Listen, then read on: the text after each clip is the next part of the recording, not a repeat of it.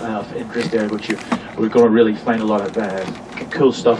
What Tony's going to do, guys, he's going to take in the bus for the first bit. Okay, he's going to use the coach for a little bit then, and to take you right into the bogs. Then you're going to see some of the political murals down there that are very, very interesting. That's a little bit too far to go on foot. So we're going to use the bus to get there, and then Tony's going to bring you back around to the old city walls, which you may have seen already, just started to see. Opened 2 years ago. They have little meters that register the number of people that walk across the bridge, and there's over 5 million people have gone over that bridge in the space of 2 years that it's been opened. Now on the left hand side is the Guildhall, and just where those people are walking up now, the coach will park there, and you will be able to pick up the coach just where those people are walking along the footpath there. See them? Girl with the blue coat. Okay, I'm going to keep to the left here. So this building again is called the Guildhall. Now it's not a church, it's our main community hall. And that building was built in 1908. And since then it's been nearly burnt to the ground. And also during the Troubles of 1973, the IRA went in and blew the building up and did about £6.5 million worth of damage to it. We get a job. Anti-sectarian means about religion again. One man, one vote that I've just talked about. Further on up, you'll see another mural. We'll pass it shortly. You'll see a group of men carrying a man who's been shot. He eventually died in the hospital. Barricades. You're now entering Free Derry. That was the size of the houses. Can you imagine living in a house that size? Hundreds of people lived in those houses. And the last one you'll see is this young girl, Annette McGavigan, came out of a sweet shop, hit in the back of the head with a bullet and killed instantly. And that's to commemorate her. That red brick wall is a peace wall. It separates two communities. The houses on the other side of that peace wall, the cream houses, that is a Protestant estate. There's 145 Protestants live in there. This side of the wall is a Catholic area. So the wall was built there to separate the two communities. Now in Derry, we have one peace wall. In Belfast, they have 66 peace walls separating the communities.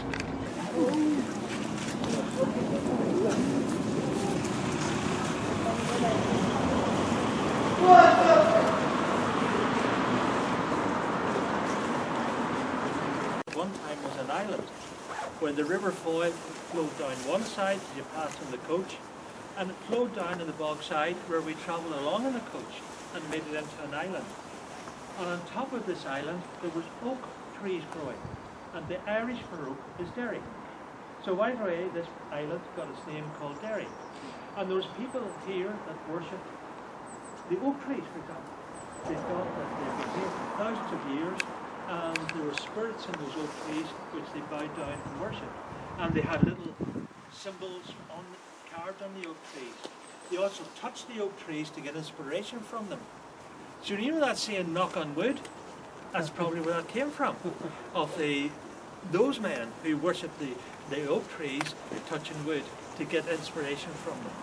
Where they were locked out, went on and on. So they said, why don't we get the king to come up here? And when the people within the walls, inside the walls, see. He showed us that hogshead stuff. That's the best stuff to see. But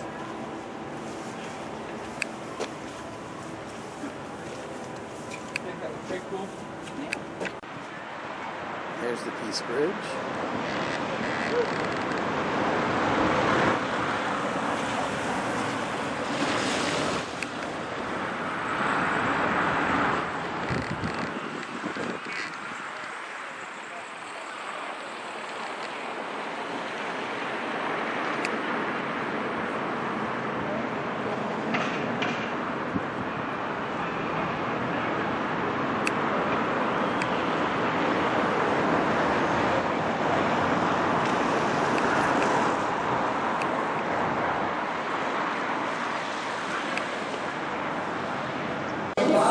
So Ron, can I get a copy once again?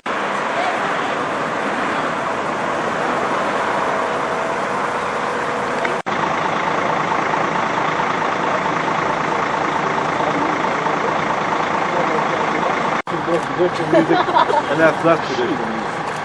But what we're going to do, 2 beers, and we leave at 10:15. We will all come out at 10:15. We will come there, we'll sit there. And then the bottom shelf is Yeah. Hey, it's filming us. Hey, Mr. What's that, Grace? You want Diet Coke? Can I?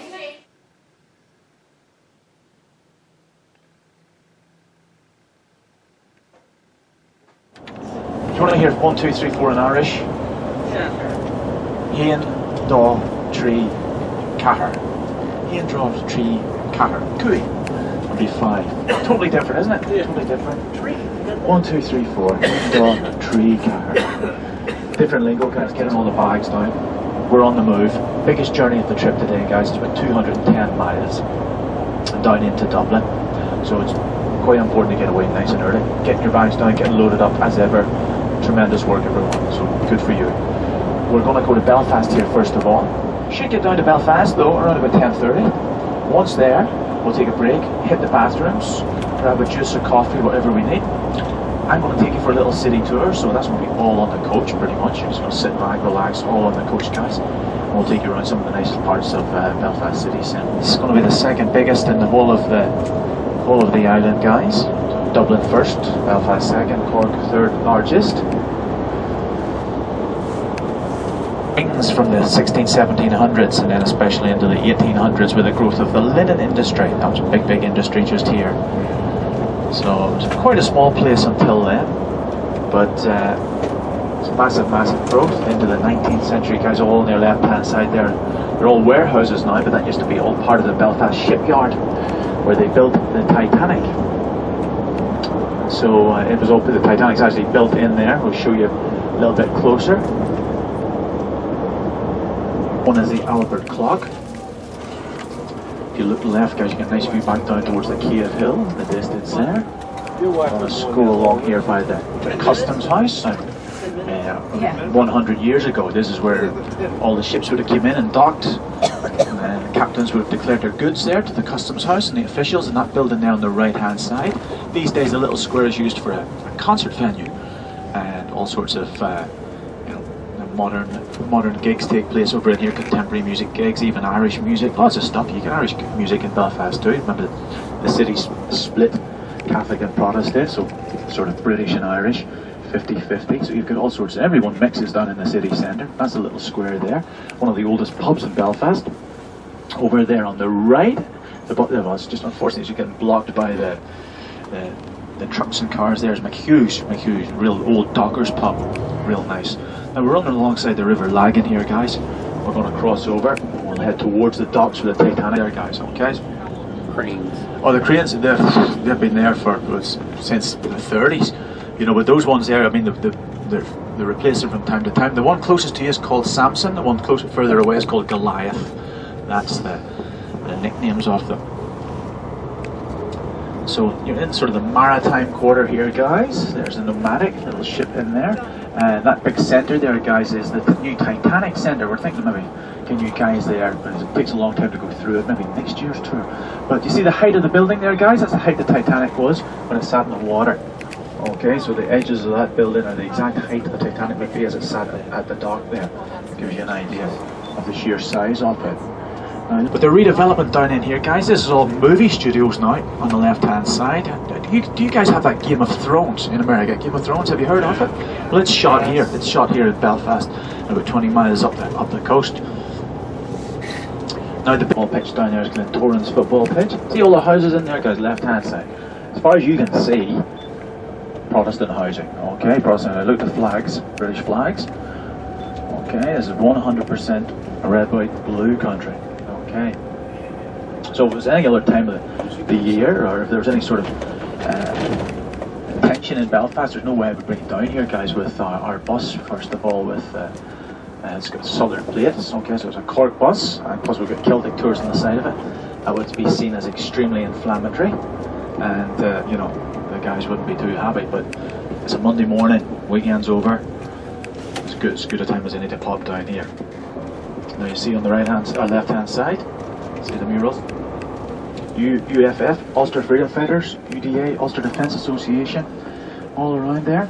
Okay, so I can show you there, no friends of Celtic. If you walk down here with a Celtic jersey, guys, or some sort of anything Irish, on a night time or on a weekend or something like that, there you would be in big trouble. Even without bombs and bullets, you would be lucky if you came out alive.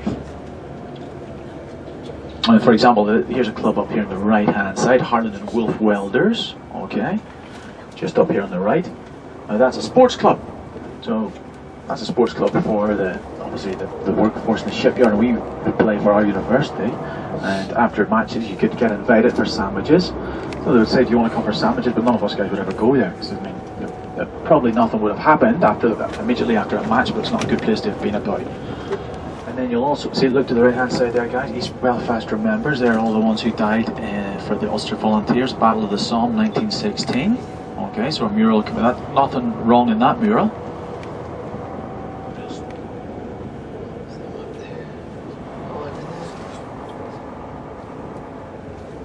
That's a new mural on the left hand side, guys.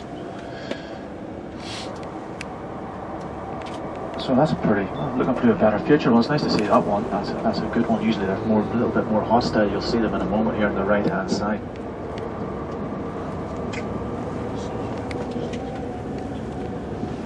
Okay, so Church of Holland? Tom will just pull up here for a moment. I'll explain to you. Alright, so look, there's what you got there. Lots of references there to the union between Britain and Northern Ireland. You can see Loyalist East Belfast, loyal to the Queen, for example. So that their UFF now as a organisation, any Roman Catholics would just immediately wouldn't see as any sort of freedom fighters. They would just be seen as out and out thugs and terrorists. All right. So basically, there you go. Read what it says. Sure. As long as 100 of us remain alive, we shall never in any way consent to submit to the Irish for its whatever, for glory, honour, riches, blah blah blah. Yeah, well, that's what they're saying there, guys. So, literally, I mean, I would have been growing up in Belfast, going to school up there. You see, in my whole lifetime, I would never walk down this road. Never, ever, ever. It was just would be, with my school uniform, you were asking for trouble, you wouldn't have come out alive, you know. So, they're basically saying they want to fight and stay British, you know, forever. So, there you go. Even when you see Tom Casey taking pictures of Driver, you know it's something you don't get in other parts of the country. They're to pull nets across so that people don't throw, you know, golf balls, bricks, bottles, petrol bombs across at each other. And what looks to you guys is just a little row of trees here on the left hand side and a bit of a fence. That's a peace wall, guys. Okay, that's a peace wall. That's cleverly done to disguise it, so it's not just like a big nasty wall. Okay, so the trees there, walls. Trees are high so that people can't throw. Or they can throw, but they're going to have to really struggle. So that's into your left hand side. It's a little Catholic enclave, about 2,000 people. You see how it's protected? Look. Okay, it's all done subtly. You drive down here, most people from other countries wouldn't even notice that there. So that's called the Short Strand. So my dad was born in one of those little streets there. Just in there. Now look at the windows. See the windows, guys? Look at the cages across them. So if bricks come across, the glass doesn't get broken. Some of them, now they get closer to the junction here, the chances of a riot here is a little bit slimmer. But you say for example, the Protestant ones are having their parades in the city and they're coming back to their neighbourhoods here. The ones who've been a little bit more boisterous, drinking too much, by the time they get here they'll think, right, may as well throw a few bricks at the Catholics in there, and then they go up to their part of town. So that's why you've got those peace walls and nets and things. So that's Short Strand and the Newtownards Road, guys. Legal part of town here. When you've got the courthouses, you've always got solicitors' offices. They'd be like attorneys, guys, and barristers. So they all work around this part of town here. Now, also, Belfast is very similar to American cities in that it's laid out in a grid system. So the other towns of Ireland, if you have to think about it, they're all windy little roads and paths and things. Belfast is different. As you see here, when we go down the next few streets, everything's at a sort of 90 degrees angle. I can't think of any other city even in the UK that has that.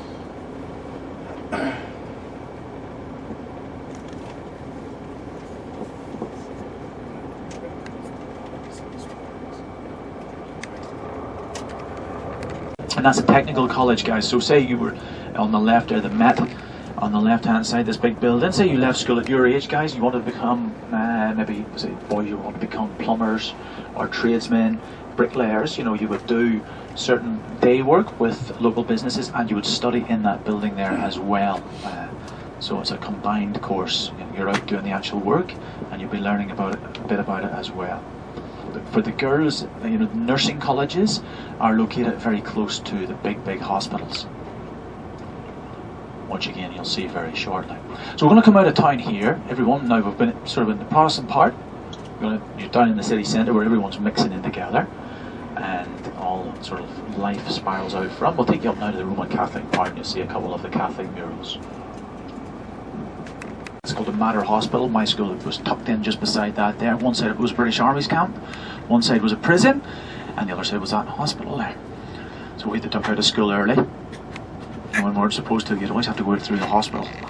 You wouldn't get caught that way there. Any other way you would get caught. Not that I ever ducked out of school early. That would have been ridiculous.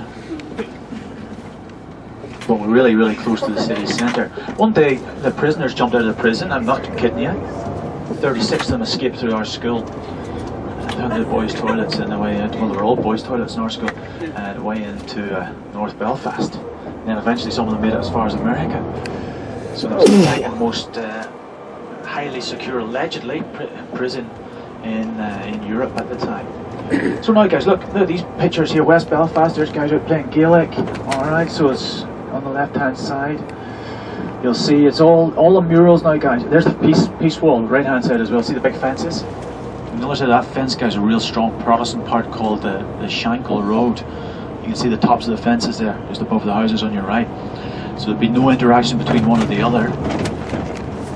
All these political murals up here, guys, on the right hand side, they're all sanctioned by Sinn Féin, the political party. Okay, you don't just turn up here with your paintbrush and start painting.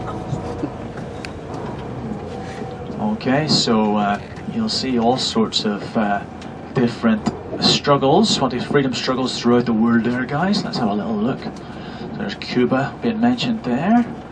I'm not sure what the guy. Oh yeah. The one on the right hand side there, guys. That's to Basque prisoners. Okay, but the Basque area is northern Spain. They want to be separate from the Spanish. Some of them, it moves into France as well. So basically, that's the guys here saying they want to give those boys their support them in their freedom struggle at Cuba. Okay.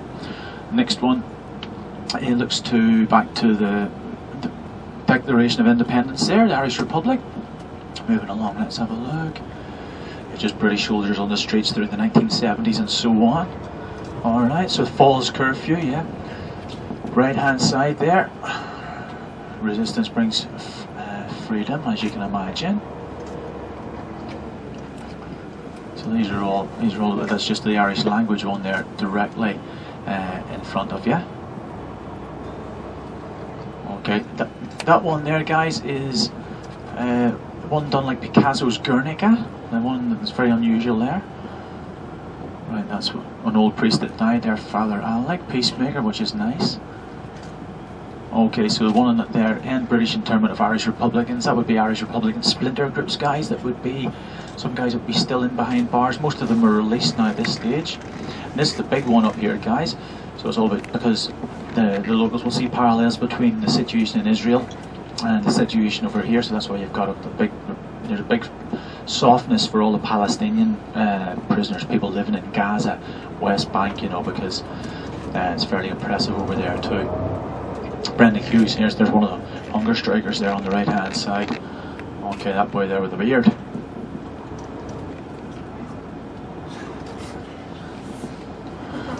So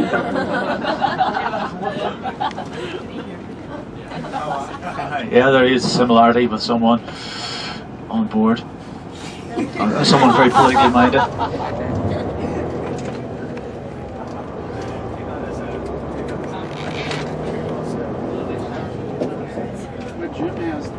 You're going left here. That's the Royal Victoria Hospital, guys. Okay, so that's where all the Belfast babies are born. See the street on the right hand side? It's called Springfield Road. It links you to probably the most hostile Protestant community in the Shankill, right? But even in the war, there's ways of showing a bit of humanity, and there'd be a link road there called Lanark Way between the Shankill and the Falls, because obviously this big hospital's right in the middle of a Roman Catholic and a hardline Roman Catholic neighbourhood.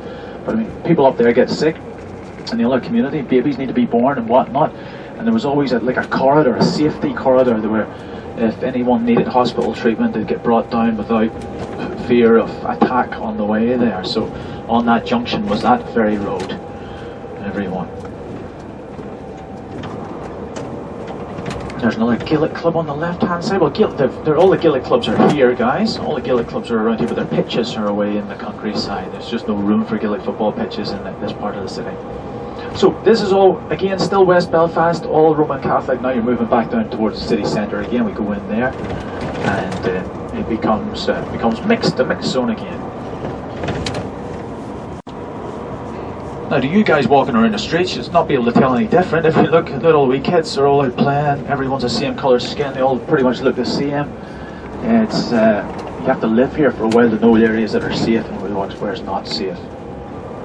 But they are much more safe than they were 15 years ago, 20 years ago. There's a serious absence of bombs and bullets, which is a very, very, very good thing.